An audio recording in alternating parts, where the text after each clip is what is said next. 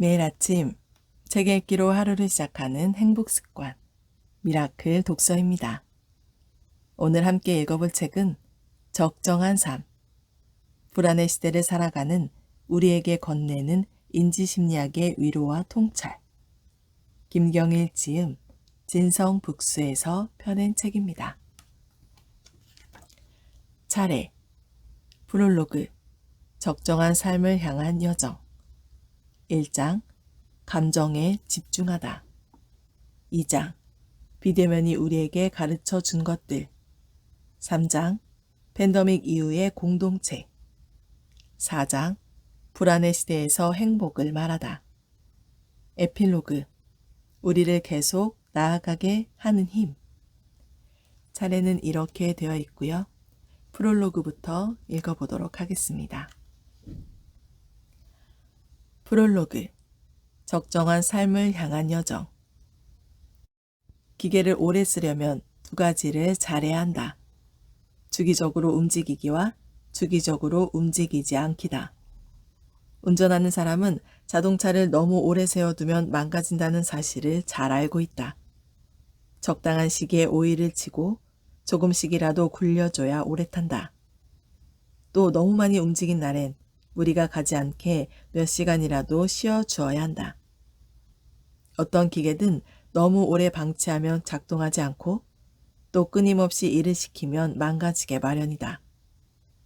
인간도 일정한 메커니즘으로 돌아가는 기계라고 본다면 적당한 움직임과 쉼이 필요한 것은 당연한 이치가 아닐까?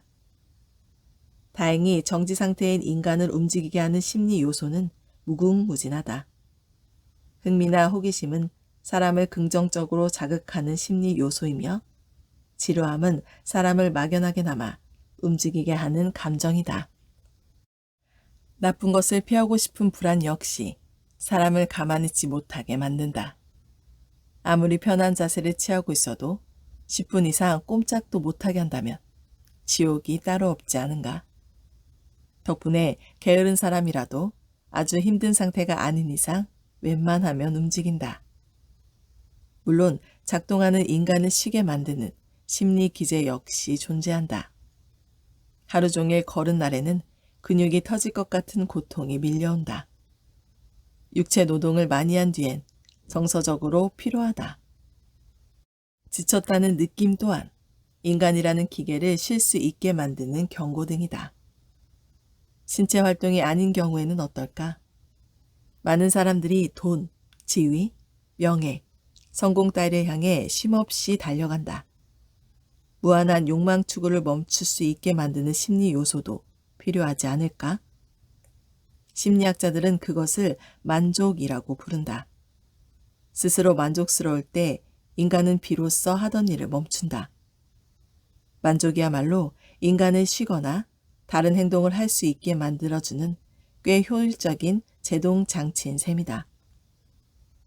그러나 안타깝게도 인간의 만족감은 다른 정서에 비해 지극히 덜 발달되었다.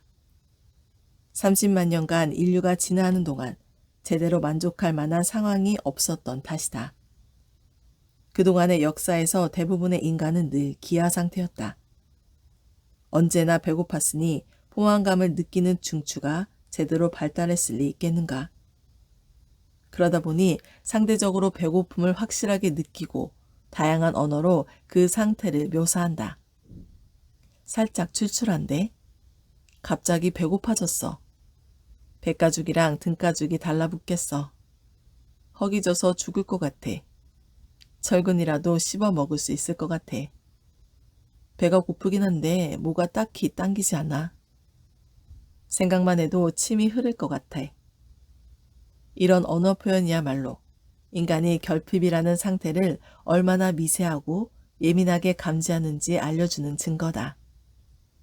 반대로 배부름은 어떤가? 솔직히 배부른 만큼 둔한 느낌도 없는 것 같다. 매번 밥을 먹지만 미세하게 위장이 찬다는 느낌 따위는 느껴본 적이 없다. 배부르다는 느낌은 언제나 느닷없이 찾아온다. 계속 먹다가 어느 순간 참을 수 없는 포만감이 느껴지지 않았던가? 그 다음은 어김없이 고통이 뒤따른다. 적절하게 분절된 배부름을 느낄 수 있다면 지금 딱 좋다. 여기서 그만 먹어야지.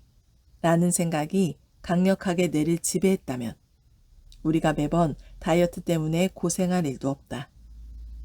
언제나 소화불량과 비만에 시달리는 인류여. 자신을 너무 탓하지 말라. 우리의 뇌가 그만큼 덜 진화한 탓이니까. 물리적 배부름만이 문제가 아니다. 인간은 만족이라는 심리의 대체로 둔감하다. 잘 연마된 도구처럼 섬세하고 재빠르게 다가오는 불안 심리와는 대조적이다. 싸한 느낌, 깨름직한 기분, 찝찝한 감정, 뭔가 좋지 않은 기운 등 불안한 각종 상황에 맞춰 우리의 모든 감각은 정밀한 안테나처럼 작동한다. 그에 비해 만족은 표현할 단어조차 몇 개 안 된다. 스스로 만든 결과물을 보며 됐어, 완벽해, 정말 환상적이야 라는 느낌을 강하게 받을 때가 얼마나 되는가. 늘 부족한 느낌에 조금 더 손보다가 더 안 좋아질 때도 많다. 만족을 모르는 인간은 끊임없이 탐한다. 할 수 있는 데까지 이윤을 추구하고 권력의 정점까지 올라가려 한다. 드라마나 뉴스에서 피비린내 나는 왕위 쟁탈전이나 재벌가 후계 자리를 두고 다투는 인물들을 볼 때 가끔 이해가 안 갈 때도 있다. 아니, 변방에서 작은 권력만 누려도 사는데 문제없을 텐데 수십 조가 오가는 기업에서 몇백억만 챙겨도 신나게 잘 살 텐데 왜 저렇게 불구덩이에 뛰어들려고 할까? 그러나 그 상황에 처한 인물은 그만이라는 것을 모르는 것 같다. 그러다 보니 결국은 늘 파국으로 치닫는다. 만족을 모르는 건 평범한 사람들도 마찬가지다. 전 세계에서 가장 적게 자고 가장 열심히 일하는 한국인들은 특히 더 그렇다. 죽어라 돈을 벌고 죽어라 일하는 게 몸에 배어 있다. 놀 때도 마찬가지다. 취미생활을 즐기다 과로로 쓰러지기까지 하지 않는가? 사이클 동호회에서, 골프장에서, 등산 모임에서 세계에서 가장 비싼 장비와 기능성 의류를 갖추고 선수 못지않게 열심이다. 남의 시선을 의식하는 문화도 한몫하겠지만 만족을 모르는 극대화된 삶이 익숙해진 탓도 클 것이다. 적당한 데서 멈출 줄 모르는 한국인의 문화는 기형적인 교육열을 낳기도 했다. 자녀들의 대학 입시도 아이의 성적으로 갈 수 있는 가장 높은 수준의 학교를 당연한 듯 목표로 삼는 것이다. 무작정 부자가 되고 싶어 노력하다 보니 마지막 순간까지 돈만 벌다 죽고 무조건 성공을 향해 달려가다 보니 감옥행을 피하지 못한다. 남들만큼 살고 싶어서 타인과 비교하고 남의 눈을 의식한다. 다른 사람을 쫓아가는 인생으로는 절대 만족을 배울 수 없을 것이다. 만족을 모르는 삶이 생존에 유리할 때도 있었다. 인간의 수명이 짧았을 때다. 일찍 사망하던 시절엔 평생 하나의 목표를 향해 달려가는 것이 맞았다. 꽤 긴 시간 동안 인간의 평균 수명은 50세 정도에 머물러 있었다. 그런데 인류는 한 번도 경험해 본 적이 없는 장수 시대를 맞이하고 말았다. 우리 세대는 평균 수명 100세를 내다보고 우리 아이들은 150년 이상은 너끈하게 살 것이다. 만족을 모르고 한 우물을 파기엔 너무 긴 시간이다. 살아가야 할 시간이 길어지다 보니 멀티 페르소나나 부캐 같은 개념도 필요 조건이 되어버렸다. 앞으로 우리는 지금보다 더 다양한 종류의 일을 경험하도록 요구받을 것이다. 나 역시 어쩌다 보니 이 일도 하고 저 일도 하며 살고 있다. 연구실에서 열심히 논문을 쓰다가 어느 날 갑자기 강연을 한다. 방송 프로그램을 진행하기도 하고 기업에서 프로젝트를 맡기도 한다. 하나의 직업에 몰두해야 하는 장인정신과는 거리가 있는 삶이다. 그러다 보니 조금씩 만족감이 발달하는 기회가 만들어지기도 했다. 모든 걸 혼자 처리할 수 없으니 권한 이임이 자연스럽게 이루어지고 조금 더 손보면 더 나은 결과가 나올 거라는 함정에서 빠져나올 수 있다. 종류가 완전히 다른 여러 일을 통해 노력과 책임 절제 등을 학습하기도 했다. 다양한 경험이 만족감을 발달시키고 발달될 만족감은 하던 일을 마무리하고 다른 것을 시작할 수 있는 계기가 됐다.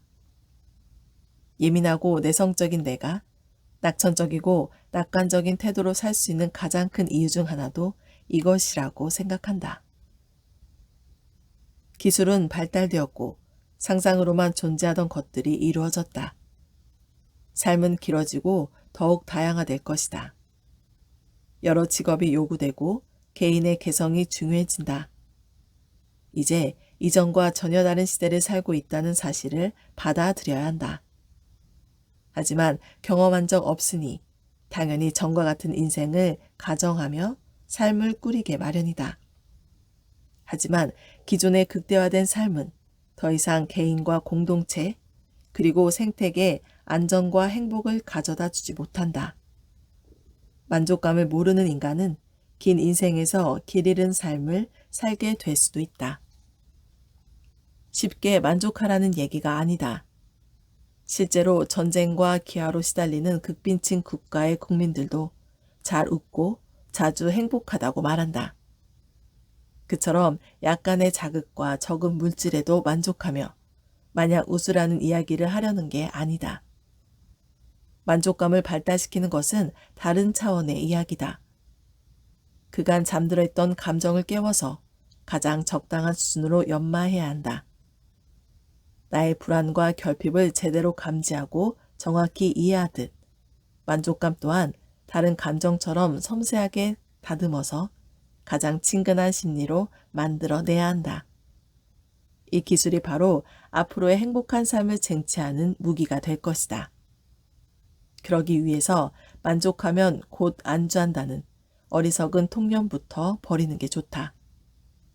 맥주는 얼마나 먹어야 충분한지, 여행은 1년에 몇 번을 가야 행복한지, 돈은 어느 정도 벌어야 살만한지, 내 삶의 과목별 만족의 지점을 조심스럽게 알아채려는 것이 지금부터 우리의 과제가 될 것이다. 이제 내 인생의 답을 스스로가 알아야 하는 시대가 열리고 있다. 코로나 팬데믹 이후에 인간의 삶이 어떻게 바뀌어갈지 인지심리학의 관점에서 예측해달라는 질문을 수없이 받아왔다. 그러나 아무리 고민을 해보고 동료 학자들과 대화를 나누어도 결론은 한결같았다. 팬데믹이 전에 없던 변화를 가져온 것이 아니다. 변화는 이미 이루어지고 있었다. 팬데믹 사태는 그저 그 시점을 앞당기고 극대화했을 뿐이다. 인류는 언제나 이전 세대보다 조금 더 복잡하고 정교한 방식으로 변화되었다. 수백만 명이 목숨을 잃는 시행착오도 겪었지만 결국은 과거에 비해 더 좋은 방식의 삶을 찾아냈다. 그때마다 변화의 촉매제가 되어주는 역사적 사건들 또한 존재했다. 오늘날 세계는 팬데믹이라는 거대한 사건을 공통적으로 경험하였고 다시는 이전과 동일한 삶의 형태로 돌아가지 않을 수 있다. 다른 삶에 대한 호기심과 기대가 피부로 와닿는 지금이야말로 적정한 삶에 대해 치열하게 고민하고 구체적인 계획을 세울 때다. 때로는 과거의 통념을 흔들어야 하고 새로운 지식을 지혜로 흡수해야 한다. 작게는 자기 내면의 감정을 인식하는 것부터 크게는 사회와 공동체의 이로운 판단을 내리는 데까지 적정한 변화와 적정한 지혜가 필요한 시점이다. 인지심리학자들은 오랜 시간 동안 인간의 생각이 어떤 방식으로 작동하는지 연구해왔다. 이제 변화의 소용돌이를 살아가는 우리에게 꼭 필요한 지식을 꺼내어 풀어내려 한다. 이 책을 위해 그동안 적정한 삶이라는 주제와 관련하여 기고한 글과 강연들을 모아 정리하였다. 독자들이 쉽게 이해할 수 있도록 여러 차례 수정을 거치고 보충이 필요한 부분에 대해서는 추가로 서술하였다. 거대한 문명의 변화를 앞둔 시점에 오래 간직해온 이야기를 한 권의 책으로 엮을 수 있음을 영광스럽게 생각한다. 또한 이 책이 세상에 태어날 수 있게 도움을 주신 많은 분들에게 깊은 감사의 마음을 전하고 싶다. 공부를 하면 할수록 심리학은 평범하고 착한 보통 사람들을 위한 학문이라는 생각이 든다. 이 글 또한 소박한 행복을 소중하게 여기는 주변의 보통 사람들을 생각하며 썼다. 연구를 거듭할수록 인간이란 존재는 오묘하며 신비롭게 다가온다. 난관에 부딪힐 때마다 허우적거리고 쉽게 환멸과 절망에 빠지지만 결국 가장 좋은 선택을 해내고 과거보다 나아지려 애쓴다. 정직, 감사, 겸손은 인간이 투철하게 지켜온 미덕인 동시에 가장 높은 수준의 역량이다. 착하게, 열심히, 하루하루를 꾸준하게 사는 여러분의 애씀이 틀리지 않았다는 것을 세계적인 석학들의 연구 결과가 증명해 줄 것이다. 모두가 힘든 시기이다. 그러나 인류는 절망적인 상황 속에서도 다시 희망을 노래하는 평범한 사람들에 의해 지금에 이르렀다. 이 순간에도 한 사람 한 사람의 뇌 속에서 우주의 창조와 같은 경이로운 세계가 펼쳐지고 있음을 느낀다. 적정한 삶을 배워가는 이 시간이 자신과 타인의 존재를 애정어린 시선으로 살피는 따뜻한 시간이 되길 간절히 희망해 본다. 2021년 1월 김경일 1장 감정에 집중하다. 결정의 순간, 감정에게 묻다. 코로나 사태가 본격적인 국면으로 접어들자 사회 구성원들의 감정 상태는 거대한 변화의 파도를 타고 있다. 그것도 최대한 마주치기 꺼려했던 부정적인 감정으로 말이다. 바이러스 발생 초기에는 미지의 질병에 대한 불안, 나도 감염될지 모른다는 공포가 세계를 휘감았다.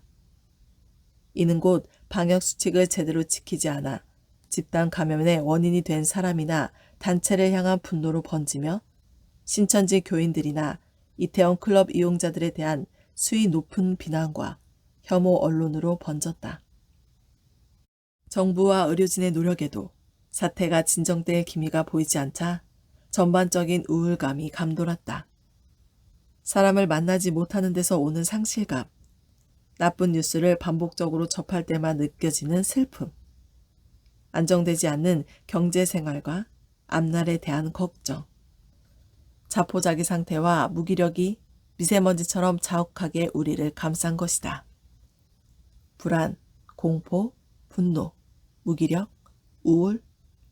앞서 나열한 감정들은 한 인간이 평생 동안 몇 번에 걸쳐 조금씩 느껴도 굉장히 힘든 정서들이다. 그러나 지금 우리는 짧은 기간 안에 강력한 부정적 감정 덩어리에 제대로 얻어맞은 것이다. 이러한 감정의 타격은 생각보다 인간에게 큰 영향을 끼친다. 그러기에 인지심리학의 한 사람으로서 우리가 느끼는 감정의 종류와 강도에 대해 먼저 면밀하게 짚고 가야겠다는 생각이 들었다. 사실 독자들 중에는 감정에 대한 이야기를 크게 중요하지 않게 생각하는 분들도 있을 것이다. 감정이란 갑자기 생겨났다가 어느덧 흘러가 버리는 것이고 작금의 상황에선 감정보다 더 시급하게 논의할 것들이 수두룩하니 말이다. 특별히 인지심리학에 대해 어느 정도 알고 있는 분이라면 기대하고 있는 것과 다르게 이야기가 흘러간다고 느끼실 수도 있다. 인지심리학은 심리학 중에서도 이공계열이라 불리는 학문이다. 나의 다른 저서인 지혜의 심리학이나 이끌지 말고 따르게 하라 등에서도 간단히 언급했지만 인지심리학에 대해 정의하자면 생각이 어떻게 작동하는지 밝히는 학문 정도로 요약할 수 있다. 생각의 작동 원리를 밝혀내서 꾀하고자 하는 것은 사람의 역량을 높이는 것이다. 인간이 더 좋은 판단, 더 탁월한 의사결정을 할 수 있도록 돕고 문제 해결 능력을 높이며 창의성을 발휘하는 것이 인지심리학을 연구하는 학자들의 목표 중 하나다. 상담 심리학이나 임상 심리학 등 우리가 생활에서 접할 수 있는 다른 심리학들은 우울, 불안, 강박, 다중인격, 공황장애 등 인간이 지니고 있는 어두운 측면들을 보살피고 제자리로 돌려놓는 일들을 한다. 그에 비하면 인지심리학은 다분히 역량-지향적인 학문인 셈이다. 그런데 지금 이 시점에서 인지심리학자라는 작자가 스쳐 지나가면 그만인 감정을 본격적으로 풀어내보겠다고 하니 이 책 생각보다 너무 말랑말랑한 게 아닌가? 그러나 인간의 판단과 결정 능력에 대한 연구를 해온 많은 학자들이 감정이 생각보다 많은 부분에서 우리의 일상과 일생을 지배한다는 것에 놀라곤 한다. 말하자면 이성과 논리만의 역량이 아니라 감정도 엄연한 역량이라는 것이다. 감정이 왜 중요한가? 결론부터 말하자면 인간이 내리는 모든 결정은 감정 없이는 불가능하기 때문이다. 아무리 이성적이고 합리적인 과정을 통해 내린 결정이라 하더라도 그것은 결국 보이지 않게 감정이 개입한 결과다. 감정이 엉망진창으로 망가져 본 적이 있는가? 극심한 슬픔에 빠졌을 때 밥도 제대로 못 먹은 경험쯤은 한 번씩 해봤을 것이다. 신체적인 소화의 어려움을 말하는 게 아니라 뇌의 판단 능력에 대한 이야기다. 음식을 떠서 먹기 이전에 뭘 먹을지부터 정해야 할 것 아닌가? 그러나 비정상적인 감정 상태의 뇌는 중요한 결정뿐 아니라 내가 뭘 먹어야 하는지와 같은 쉬운 문제조차 제대로 결정하지 못한다.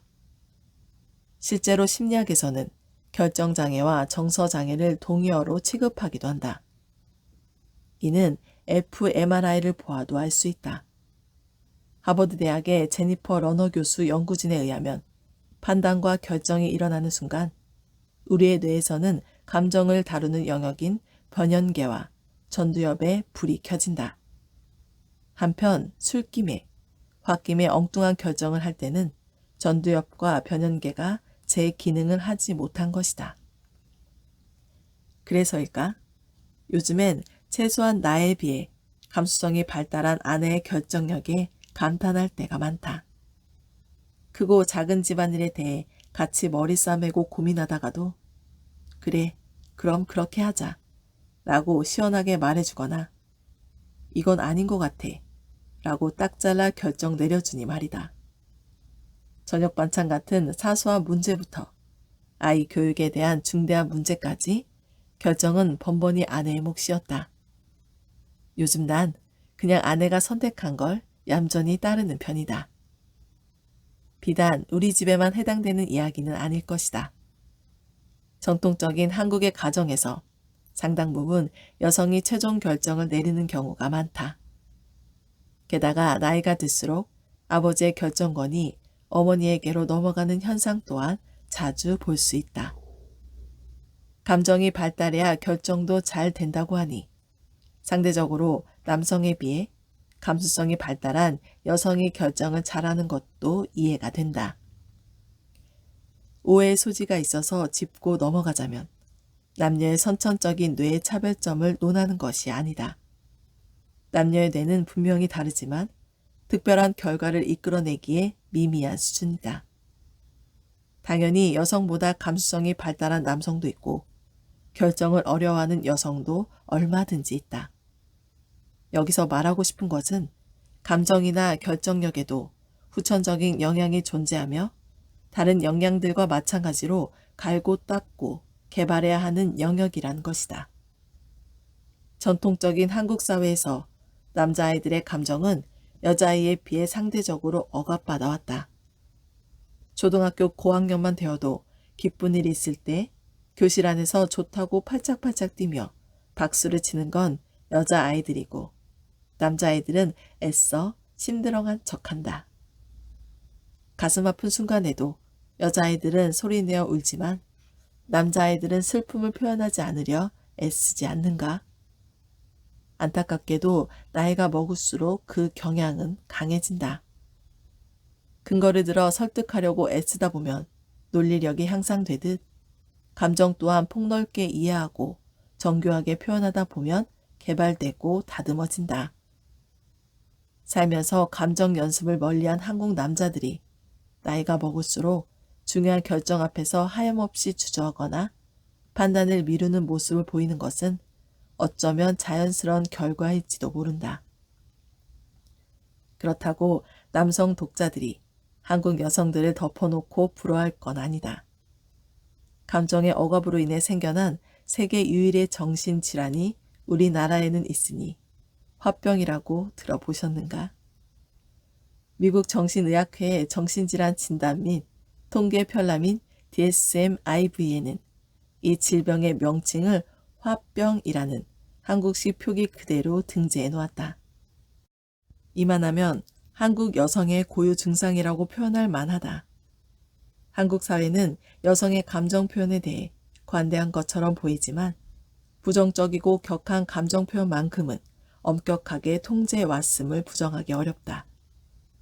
특별히 표출해야 해결되는 화라는 감정이 오랜 시간 속박되다 보니 많은 여성들이 가슴 통증, 속쓰림, 이명, 근육통 등의 여러 신체적 질병 증상을 호소하곤 한다. 사회가 인간의 감정을 있는 그대로 인정해주지 않으면 결국 병이 된다는 것을 보여주는 증거다. 감정을 정확하게 알고 다스리는 것은 불쾌감을 피하고 건강을 증진시키는 효과가 있다. 그러나 이것만이 다가 아니다. 우리가 감정을 알아야 하는 진짜 이유는 한 사람이 결정할 수 있는 판단의 질을 향상시켜 탁월하고 유능한 인재가 되기 위함이다. 같이 일하기 정말 힘든 상사는 못된 상사, 게으른 상사가 아니라 결정을 내려주지 않는 상사다. 직장인을 대상으로 강의를 하면서 방금 저 문장을 언급하면 자리에 앉은 80% 이상의 청중들이 목이 뽑혀라 격하게 고개를 끄덕인다.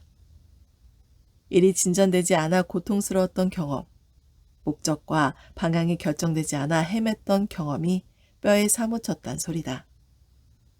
좋은 결정은 그만큼 중요하다. 기업의 높은 직책에서 인정받는 사람 중에는 소위 말하는 좋은 촉을 뽐내는 분들이 있다. 촉이 좋다는 것은 감수성이 좋다는 뜻인데 이를 있어 보이는 말로 바꾸자면 멘탈 시뮬레이션이다. 이들은 느낌이 좋으면 온 힘을 다해 진행하고 뭔가 꺼름칙하면 잠시 멈추어 살핀다. 얼핏 보면 비과학적이고 이성적이지 않은 것처럼 보인다. 그러나 사실 우리가 느끼는 감정은 그동안 축적된 경험적 데이터의 결과인 경우가 많다. 사실 싸하다는 기분은 예전에 비슷한 일을 겪고 기분이 몹시 나빴던 경험적 판단이 발동한 결과니 말이다. 이처럼 정보가 들어온 찰나에도 뇌 안에서는 인지, 해석, 판단, 결정 등 5만가지 일들이 상호작용하여 벌어진다. 오늘 점심은 뭘 먹을까? 와 같은 단순한 결정을 할 때에도 머릿속은 바쁘다. 과거의 경험적 데이터를 기반으로 위험 요소를 피하고 미래를 예측하며 상대와 공동체의 분위기를 읽어내야 한다. 2시간 반 뒤에 돈가스를 먹어야 기분이 좋아질지, 설렁탕을 먹어야 흡족한 오후가 될지 순간적으로 가까운 미래를 예측해야 한다. 그것을 해내는 것은 놀라운 능력이며 이때 바탕이 되는 것은 감정이다. 정서가 발달해야 예측력 또한 좋아지는 것은 당연한 일이다. 사람의 일 중에 예측과 결정만큼 중요한 것이 또 어디 있겠는가? 그렇다 보니 정서에 기반을 두어 일관적이면서도 확실한 결정을 내려주는 상사가 있다면 그 조직은 여타의 평범한 조직과는 다른 면모를 보일 수밖에 없다. 애플의 스티브 잡스는 금세기 최고의 혁신적인 기업가로 손꼽힌다. 그가 살아생전 내놓았던 많은 제품들은 세계인을 매료시키고 매니아층을 형성하였으며 IT뿐 아니라 인류의 새 역사를 썼다고 평가받는다. 그 대단한 스티브 잡스가 제품 개발에 있어 가장 중요하게 여긴 요인이 다름 아닌 감수성이었음은 이미 잘 알려진 사실이다. 그 제품이 얼마나 기술적으로 탁월하고 시장 경쟁력이 있는지는 크게 중요하지 않았다. 소비자들은 어떤 생각의 작동을 통해 제품을 구입하는가? 디바이스에 대한 분석이나 경제적 평가가 아니다. 순간적으로 마음을 움직여 지갑을 열게 하는 것은 강력한 감정이다. 기술을 내세우기보다는 고객을 감탄하게 만들고 애착을 불러일으키는 감정을 공략하라.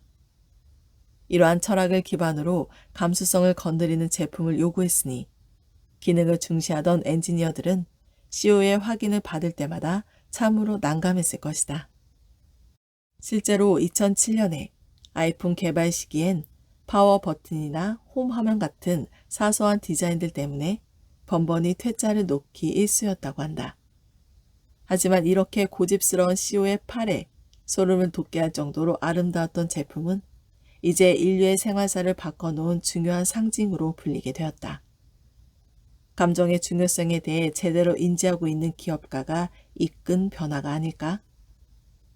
나의 뇌 안에서 벌어지는 감정의 활동을 명확히 인지하고 조절하고 풍요롭게 표현하는 것. 더 나은 일상과 인생을 열어주는 작지만 위대한 비밀이다. 이제 억누르고 속박당해왔던 망가지고 다쳐도 무심하게 내버려뒀던 인간의 감정에 현미경을 들이대고 살펴볼 시간이다. 역사적인 바이러스의 공격으로 인해 처절하게 혹사당하고 있는 나와 주변인들의 감정을 조심스럽게 실험 테이블 위에 올려놓아보자. 괜찮은지 물어보며 하나씩 하나씩 공부해야 한다. 나의 감정을 잘 알아야 감정의 노예가 아닌 주인이 될 수 있으니 말이다. 오늘 미라클 독서는 여기까지 읽도록 하겠습니다. 오늘도 감사합니다.